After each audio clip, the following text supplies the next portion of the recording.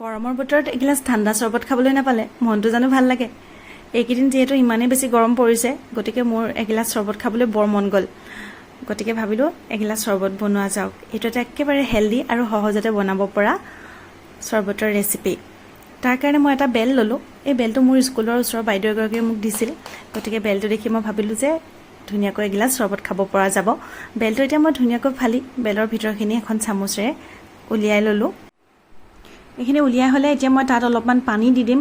আপোনালোকে নৰ্মেল পানী বা ফ্ৰিজৰ পানী যিকোনো ব্যৱহাৰ কৰিব পাৰে।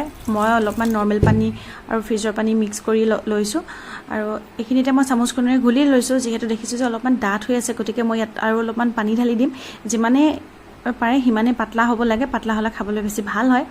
আৰু এয়া মই এতিয়া চেকনিখনেৰে ধুনীয়াকৈ চেকি লৈছোঁ।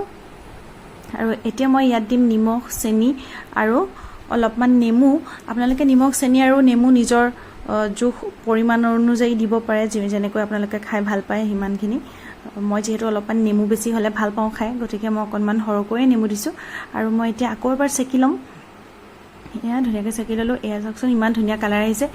এনেকৈ আলহীক দিবলৈ ভালো লাগে, যিহেতু এইটো বেলৰ এটা ধুনীয়া কালাৰো আছে।